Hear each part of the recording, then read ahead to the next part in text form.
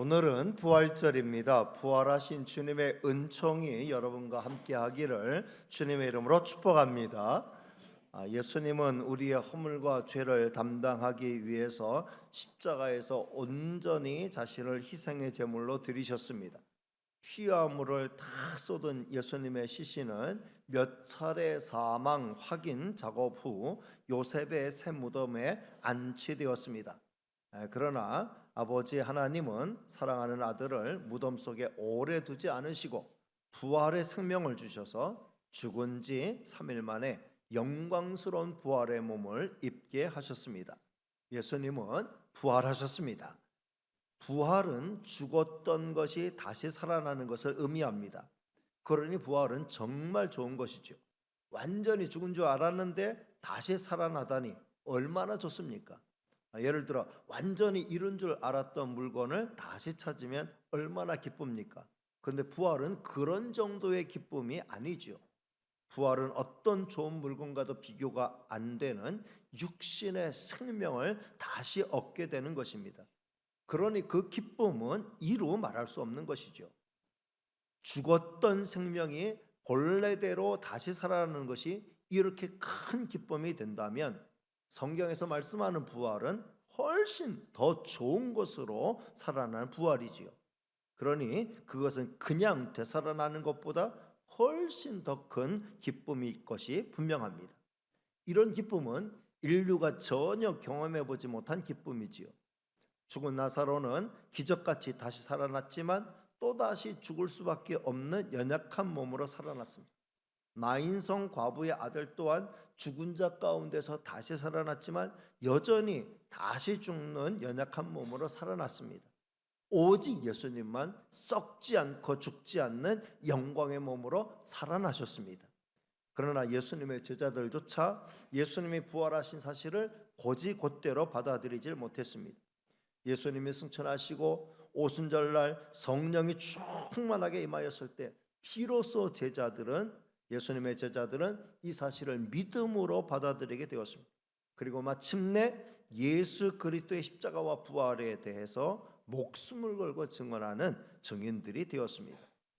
성도 여러분, 예수님의 부활은 단순한 몸의 부활이 아닙니다. 성경은 예수님의 부활이 확실히 더 좋은 부활이었다고 증언합니다. 성경은 우리도 얻게 될 부활의 몸에 대해서 이렇게 설명하지요. 고린도서 15장 42절로부터 44절까지 말씀 보면 죽은 자의 부활도 그와 같으니 썩을 것으로 심고 썩지 아니할 것으로 다시 살아나며 욕된 것으로 심고 영광스러운 것으로 다시 살아나며 약한 것으로 심고 강한 것으로 다시 살아나며 육의 몸으로 심고 신령한 몸으로 다시 살아나나니 육의 몸이 있은즉 영의 몸도 있느니라 라고 말씀했습니다. 성도 여러분, 예수님은 더 좋은 부활에, 더 좋은 몸의 부활에 첫 열매가 되셨습니다. 다시 말해 예수님의 부활은 더 좋은 부활의 모델이 됩니다. 주님을 자기의 구주로 믿는 우리에게 우리 주님이 약속하신 부활은 단순한 몸의 부활이 아니고 예수님이 얻으셨던 것과 똑같은 더 좋은 몸의 부활이에요. 우리는 지금의 몸과는 비교가 안 되는 더 좋은 몸으로 부활하게 될 것을 믿습니다. 지금 우리가 입고 있는 이 몸 이대로 다시 부활한다면 참 그것은 썩 기쁜 일은 아닙니다. 왜냐하면 여전히 우리는 너무 연약하기 때문에 그렇습니다. 그러나 참 감사하게도 우리 몸의 부활이 이 몸 이대로의 부활이 아니고 더 좋은 몸의 부활이라고 하니까 기대가 되죠. 정말 건강한 모습으로 되살아나서 외양간에서 나온 송아지같이 뛰게 되는 날이 어서속히 오기를 주님의 이름으로 축복합니다. 이런 면에서 부활하신 우리 주님의 은총이 여러분과 함께하기를 다시 한번 주님의 이름으로 축복합니다. 자, 오늘 말씀은 여러분이 잘 아는 말씀이지요. 예수님께서 죽은 지 나흘이 된 나사로를 무덤 가운데서 다시 살리신 내용을 담고 있습니다. 오늘 말씀 가운데 제가 주목하고자 하는 것은 예수님과 마르다 사이에 나눈 대화의 내용입니다. 예수님은 공생애 가운데 나사로, 마르다와 마리아 3남매가 사는 세 남매의 가정을 종종 방문하셨습니다. 근데 이 나사로가 갑작스러운 질병으로 죽게 되었습니다. 예수님은 아직 나사로가 살아 있었을 때 이 소식을 전해 들었어요. 그렇지만 바로 움직이지 않으셨습니다. 그리고 나사로가 완전히 죽고 난 다음에야 그곳을 찾으셨습니다. 예수님이 오신다는 기별을 받았을 때 마리아는 집에 그냥 머물러 있었고 마르다가 예수님을 맞으러 달려나왔습니다. 이미 나사로는 무덤에 안치된 지 나흘이 지난 때였습니다. 많은 유대인은 여전히 마르다와 마리아를 위문하기 위하여 나사로의 집에 머물러 있었습니다. 마르다는 예수님을 보자마자 원망이 섞인 말을 하였습니다. 주께서 여기 계셨더라면 내 오라버니가 죽지 아니하였겠나이다. 이 말은 틀림없이 맞는 말이죠. 왜냐하면 예수님은 그 어떤 중한 환자도 다 고쳐주신 이력이 있습니다. 그러나 이미 흘러간 물을 되돌릴 수 없듯 시간을 되돌릴 수는 없었습니다. 마르다의 이 말은 이어지는 말씀에 다시 등장하지요. 집에서 기다리던 마르다의 동생 마리아도 예수님을 찾아와서 만나게 됩니다. 예수님을 그 만난 자리에서 그 마리아의 입에서 나온 말도 엎드리면서 그 예수님의 발 앞에 엎드리면서 마리아가 한 말도 그 언니 마르다가 했던 말과 똑같은 말이에요. 32절 말씀 보면 마리아가 예수 계신 곳에 가서 배웠고 그 발 앞에 엎드려 이르되 주께서 여기 계셨더라면 내 오라버니가 죽지 아니하였겠나이다 하더라. 저들은 너무 아쉽고 안타까운 심정이었기에 이렇게 말할 수밖에 없었습니다. 오늘 우리도 이런 말을 할 수 있지요. 주님이 오늘 여기 계셨더라면, 주님이 오늘 우리와 함께 하셨더라면 이런 일은 발생하지 않았을 텐데.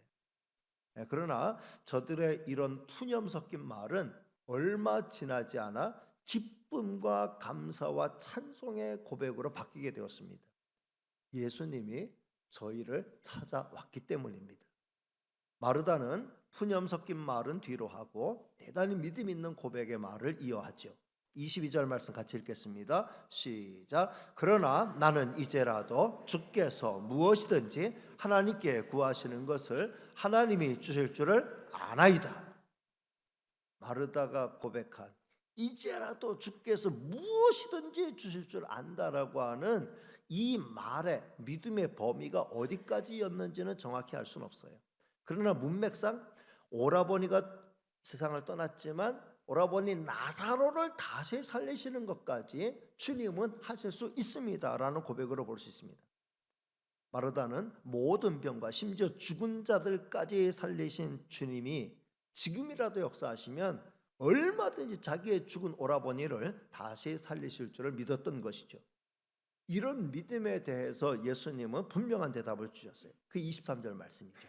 23절 말씀 같이 봅니다. 시작. 예수께서 이르시되 내 오라비가 다시 살아나리라. 내 오라비가 다시 살아나리라.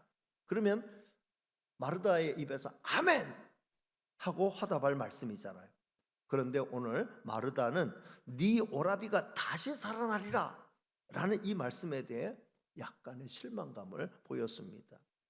왜냐하면 예수님이 내가 당장 가서 살려주겠다, 또는 걱정하지 마, 내가 반드시 살려줄 거야, 이런 유의 말씀을 하셨으면 좋았을 텐데 그냥 네 오라비가 다시 살아날 것이다 라고 하는 말씀은 그 자기 오라비가 되살아나는 시점을 상당히 뒤로 미루는 뉘앙스를 풍겼기 때문이죠. 듣기에 따라서는 언제인지 확답할 수는 없지만 언젠가는 내 오라비가 다시 살아날 것이다 라는 말씀으로 들을 수도 있는 것이었다는 거죠.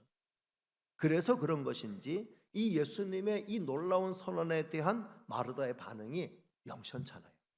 24절 말씀 보면 자 같이 볼까요? 시작. 마르다가 이르되 마지막 날 부활 때에는 다시 살아날 줄을 내가 아나이다. 마르다의 대답은 세상 끝날이 되면 모든 사람이 다 하나님 앞에 심판받기 위하여 살아나는데 그때 우리 오라버니도 살아날 것 당연한 것 아닙니까?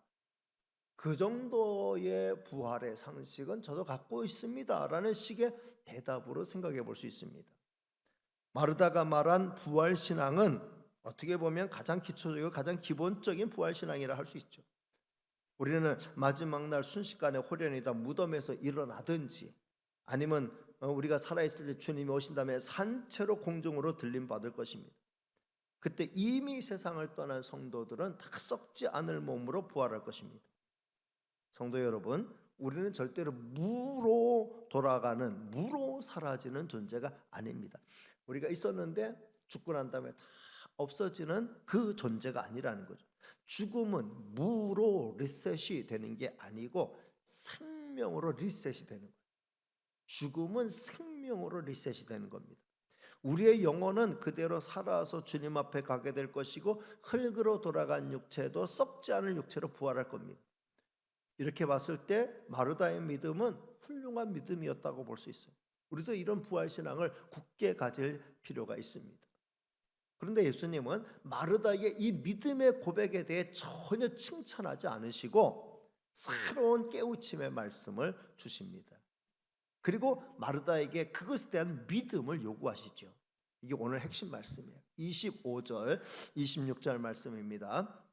자, 같이 읽습니다. 시작. 예수께서 이르시되 나는 부활이요 생명이니 나를 믿는 자는 죽어도 살겠고 무릇 살아서 나를 믿는 자는 영원히 죽지 아니하리니 이것을 내가 믿느냐.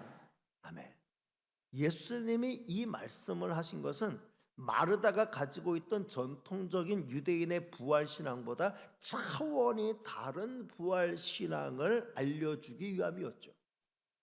성도 여러분, 예수님은 지금 단순한 육체, 죽은 육신이 다시 살아나는 육체의 부활보다 훨씬 더 소중한 영원한 생명에 대해서 말씀하고 있습니다.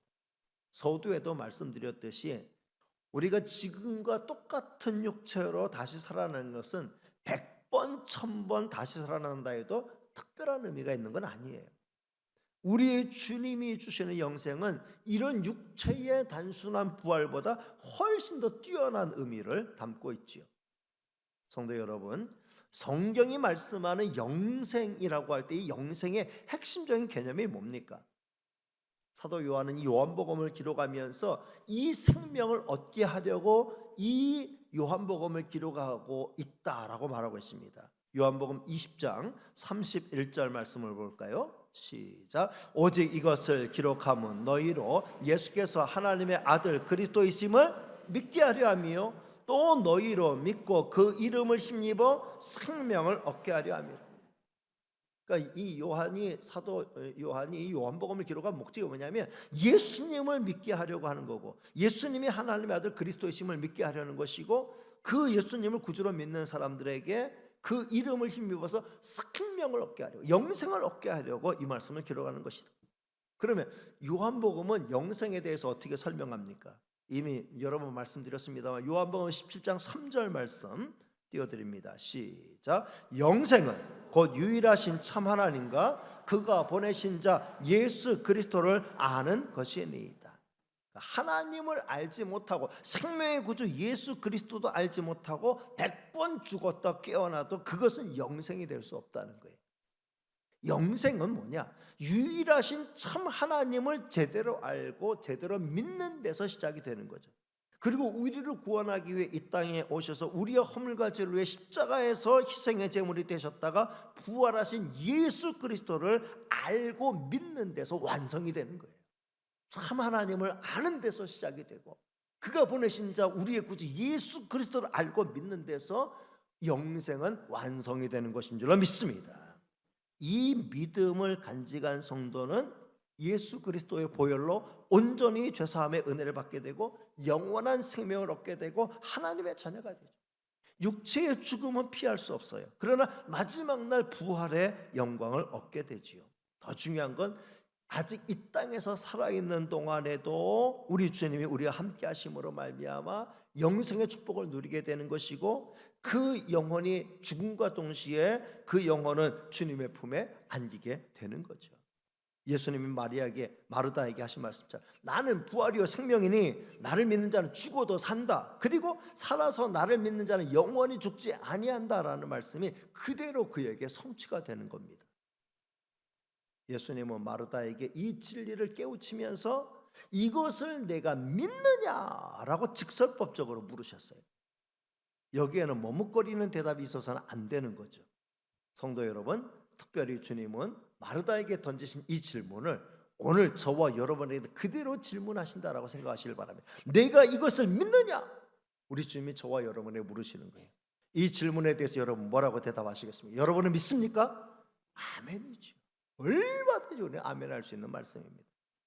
성도 여러분, 우리가 이 믿음을 간직할 때 우리는 하나님 안에서 영생을 얻은 자가 되고, 언제 육체의 죽음을 맞이한다 할지라도 우리의 영원한 생명이 끝나는 게 아니라 하나님 앞에서 깨게 되는 것인 줄로 믿습니다. 이것을 내가 믿느냐? 라고 예수님이 질문하셨을 때 마리아가 대답한 그 대답은 100점을 훨씬 뛰어넘는 훌륭한 대답이죠. 최고의 대답이에요. 27절 말씀 마지막 절입니다. 같이 읽습니다. 시작. 이르되 주여 그러하외다. 주는 그리스도시요 세상에 오시는 하나님의 아들이신 줄 내가 믿나이다. 부활 생명과 영원한 생명을 내가 믿느냐? 라는 질문에 대해 마르다는 네 믿습니다 라고만 대답해도 돼요. 근데 그 믿음에 더해서 내가 믿습니다, 네 그러하외다, 내가 믿습니다 라는 대답에 더해서 주님에 대한 자기의 확실한 신앙을 고백합니다. 성도 여러분, 왜 마리아는 부활 신앙과 영생을 믿는 신앙을 고백할 때 예로만 대답하지 않고 주는 그리스도이시고 세상에 오시는 하나님의 아들이십니다 라는 고백을 덧붙였던 것일까요? 마르다는 예수님이야말로 우리에게 영생을 주시는 유일한 분임을 정확히 알고 믿었기 때문입니다. 마르다의 고백은 베드로의 고백과 이 고백 위에 내 교회를 세우리라 주님이 말씀하셨던 베드로의 고백과 하나도 다르지 않아요. 주는 그리스도이시고 살아계신 하나님의 아들이신 줄로 믿습니다. 이 고백 위에 교회가 서고 이 고백 위에 우리는 영원한 생명을 얻는 것이죠. 이 고백을 하면서 참 하나님을 믿고 참 구주 예수 그리스도를 믿는 성도는 부활 생명과 함께 영원한 생명도 얻게 되는 줄로 믿습니다. 말씀을 정리합니다. 성도 여러분, 부활 생명보다 더 소중한 생명은 영생이에요. 영생 얻는 자에게 부활 생명이 주어지는 거죠. 이게 올바른 순서입니다. 영생신앙, 부활신앙은 이 세상이 가장 두려워하는 죽음을 이기게 합니다. 다시 말씀드려서 죽음의 공포, 죽음의 두려움을 이기게 합니다. 성도 여러분, 성도의 죽음은 주 안에서 잠드는 것입니다. 밤에 잠들고 아침에 깨면 새 아침이 온 것을 볼 수 있습니다. 그렇듯 우리가 죽음의 잠을 잔 후 깨게 되면 천국에서 깨게 되는 것입니다. 우리를 사랑하는 주님 앞에서 깨게 되는 거예요. 이것을 믿으시길 바랍니다. 저는 이 사실을 굳게 믿습니다. 그래서 단잠을 잘 수 있습니다. 어젯밤에도 잠자리에 누워서 어디로 가면 어떻게 될까? 어디로 가서 천국에서 눈을 뜨게 되면 그 천국의 광경이 어떤 모습일까? 이런 걸 생각하면서 조금 생각하는데 어느 순간 눈 떠보니까 때르릉 해가지고 아침이 됐더라고요. 성도 여러분, 내가 이대로 자다가 죽으면 어떻게 되지? 걱정하지 마세요. 이대로 자다 죽으면 어떻게 되지? 그 걱정하지 마세요. 이대로 자다가 죽게 되면 내가 천국에서 깨게 되는데, 천국에서 깨게 되면 어떤 모습을 보게, 어떤 영광을 보게 될까? 이걸 꿈꾸면서 주무시는 성도가 되시기를 바랍니다. 이쯤에서 한번 정리하고 넘어갈 것이 있습니다. 자, 부활의 생명은 이렇게 가치가 있기 때문에 상대적으로 육체의 생명은 가치가 없는 것일까요? 아닙니다. 우리 주님은 죽은 나사로를 다시 살리셔서 육체의 생명을 더 유지하게 하셨어요. 그리고 나사로를 잃은 슬픔에 잠겨있는 사람들의 눈에서 눈물을 일시에 다 걷어가셨어요. 나사로가 다시 살아난 사실은 온 유대의 큰 뉴스거리가 되었습니다. 성도 여러분, 부활의 생명이 약속되어 있기에 우리가 맞게 되는 육체의 죽음은 아무것도 아닌 것이 됩니까? 그것도 아닙니다. 이 세상을 살아가는 우리에게 있어서 죽음은 대단히 중요한 의미가 있습니다. 나사로의 죽음 앞에서 모든 사람은 다 울었습니다. 마르다와 마리아 자매가 크게 울었습니다. 이웃들과 친척들이 다 울었습니다. 나중에는 예수님도 나사로의 무덤 앞에서 우셨습니다. 죽음은 한마디로 말해서 작별이에요. 가족과의 작별입니다. 사랑하는 사람들과의 작별입니다. 그리고 어떤 경우는 사랑하는 사람들과의 영원한 작별이 될 수 있어요. 마지막 가는 곳이 다르면 지금의 작별은 영원한 작별이 될 수도 있습니다. 그렇기에 어떤 죽음은 더욱 비통한 것이죠. 성도 개인적으로 봤을 때 죽음은 나쁘지 않은 것입니다. 죽음의 순간 우리는 이 세상의 모든 슬픔과 고통과 괴로움에서 벗어날 수 있습니다. 중병으로 오래 시달렸던 분이라면 온전히 그 육체의 고통에서 자유를 얻을 수 있습니다. 죽음의 순간 우리는 주님의 품에 안기게 됩니다. 천국에서 깨어나게 됩니다. 그러니 성도 개인적으로 봤을 때 죽음은 분명히 좋은 것입니다. 그러나 가족과 또 여러 가지 인간관계 가운데 봤을 때 죽음은 슬픈 거죠. 작별입니다. 아무리 다시 만날 날을 약속해도 이별은 슬픈 것입니다.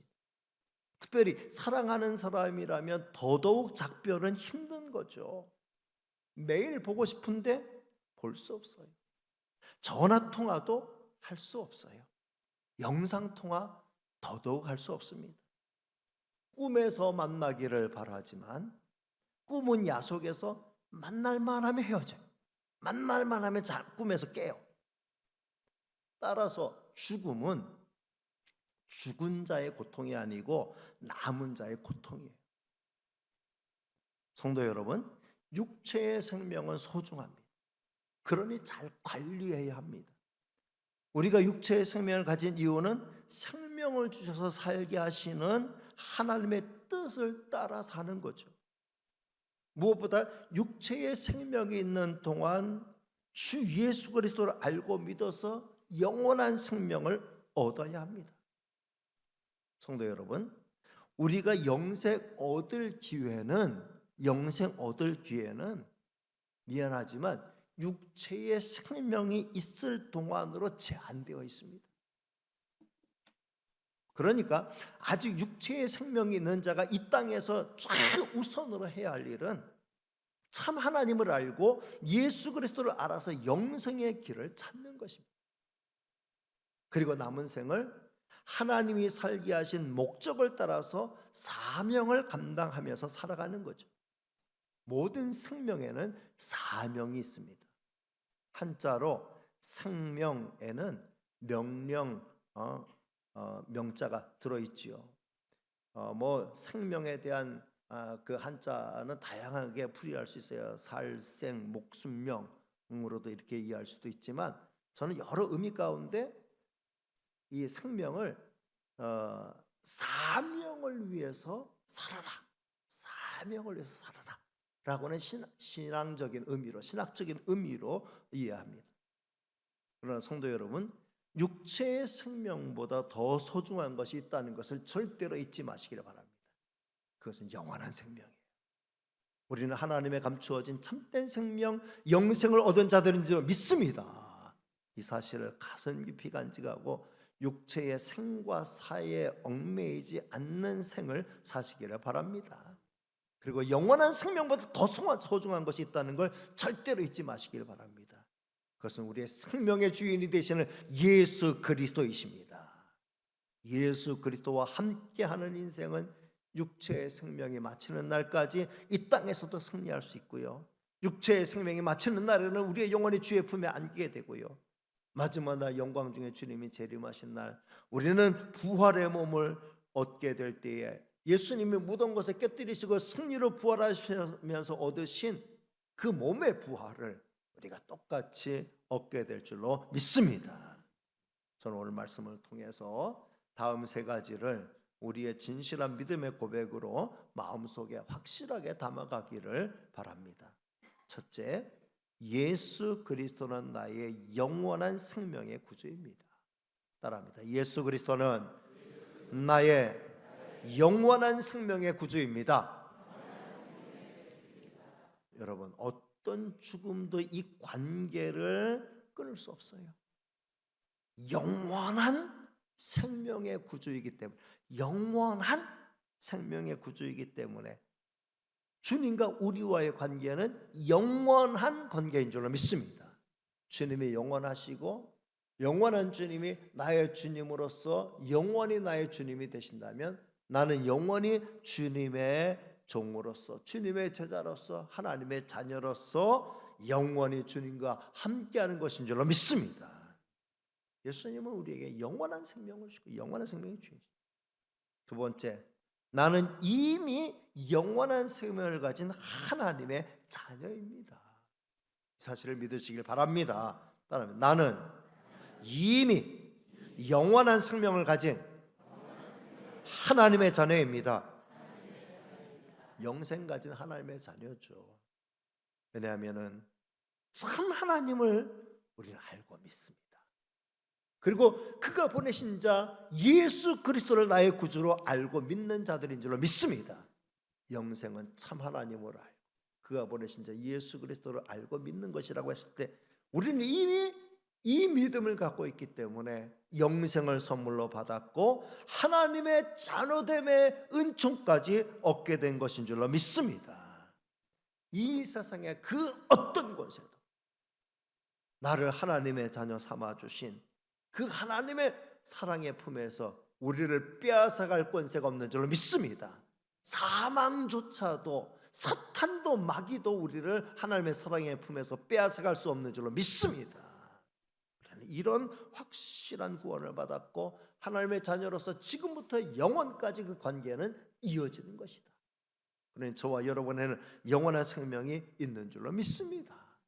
마지막 셋째는 부활의 첫 열매인 예수 그리스도의 부활 생명이 나에게도 있습니다.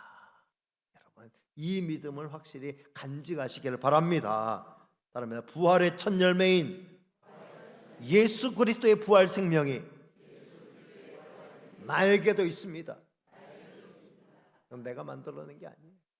예수님을 나의 구주로 영접하고 참 하나님을 알고 믿고 우리 하나님이 우리를 위해서 열어놓으신 구원의 길을 아멘으로 받아들인 자에게 하나님의 하늘로부터 주신 은혜로서 영원한 생명을 우리에게 주셨고, 영원한 생명이 있는 자에게 죽음이 그를 터치하지 못하는, 하나님이 주신 영원한 생명이 그 안에 있는 자에게는 어떤 사망의 권세도 그를 침범하지 못하는, 죽음의 과정이 우리와 하나님과의 관계를 끊을 수 없는, 그리고 우리에게 이미 시작된 영생을 중지시킬 수 없는, 영생이라고 하는 건 이미 우리에게 주어진 것이고 지금부터 이어지는 것인데, 죽음이라고 하는 하나의 과정이 나에게 이미 시작된 영생의 관계를 단절시킬 수 없는 것이죠.